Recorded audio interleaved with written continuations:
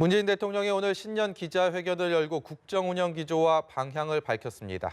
남북관계와 검찰개혁 등 여러 현안에 대한 질문이 쏟아졌는데요. 청와대 취재기자 연결해서 자세한 내용 들어보겠습니다. 이재동 기자, 어떤 얘기들이 오갔습니까? 네, 처음부터 한반도 평화 문제와 검찰 개혁 이 두 가지 주제에 대한 질문이 많았습니다. 한반도 평화 문제에 대해 먼저 답변을 했는데요. 남북과 북미 대화 모두 현재 낙관할 수 없지만 비관할 단계는 아니라고 생각한다고 밝혔습니다. 트럼프 대통령이 최근 김정은 국무위원장에게 생일을 축하하는 친서를 전달할 정도로 정상 간 신뢰가 여전하다는 점을 강조했고요. 북한 역시 전제를 달기는 했지만 대화의 문을 완전히 닫은 건 아니라고 말했습니다. 외교는 눈에 보이지 않는 부분이 더 많다는 점도 강조를 했는데요. 그런 만큼 남북 관계도 교착 상태에 좌절하지 말고 제재 속 가능한 일들을 추진해 가자는 의지를 드러냈습니다. 장밋빛 전망만 내놓은 것은 아닙니다. 무엇보다 시간이 많지 않다는 점을 재차 강조를 했습니다. 미국 대선이 본격적인 국면에 들어가면 북미 대화의 시간 자체를 마련하는 것이 쉽지 않을 수 있다는 설명을 덧붙였는데요. 교착 상태가 지속되면 상황을 후퇴시킬 수 있다는 점을 지적한 겁니다. 네, 검찰 개혁에 대한 언급도 있었는데요. 이 부분도 간략히 정리해 볼까요? 네, 문 대통령은 검찰이 여전히 막강한 권한을 가지고 있다고 말했습니다. 검경 수사권 조정 법안 등이 국회를 통과하긴 했지만 검찰 개혁은 여전히 중요하다며 윤석열 검찰총장이 앞장서 조직 문화를 바꿔달라고 촉구했습니다. 이와 관련된 부분이죠. 최근 논란이 됐던 검찰 인사에 대한 언급도 있었습니다.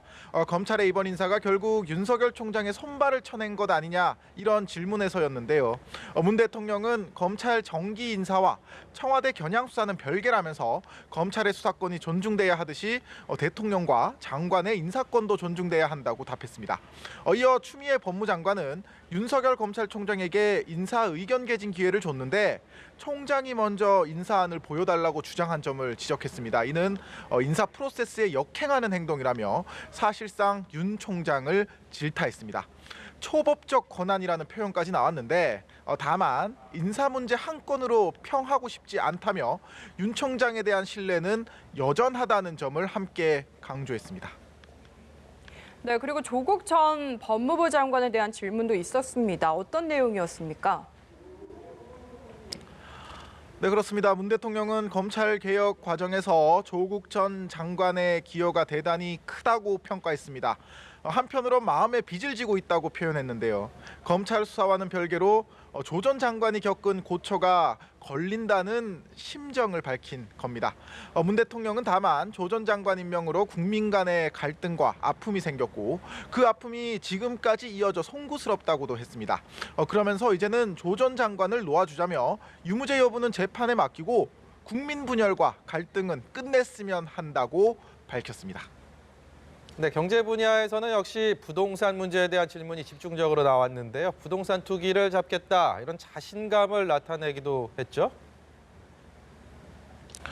네, 그렇습니다. 문 대통령은 정부의 부동산 정책 최종 목표가 집값의 원상 회복이라고 말했습니다.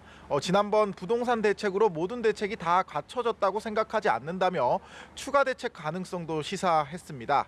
전셋값이 오르거나 9억 원 이하 집값이 풍선 효과로 부풀어 오른다면 정책 의도와 다른 것이니 보완 대책을 강구하겠다는 겁니다. 보다 강력한 부동산 대책 충분히 가능하다는 것이 대통령의 메시지입니다.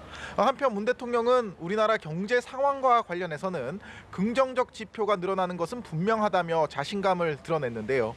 오늘 기자회견 원래 예정된 90분을 넘겨 추가 질문까지 받아가며 약 2시간 가까이 진행이 됐습니다. 지금까지 청와대에서 연합뉴스TV 이재동입니다.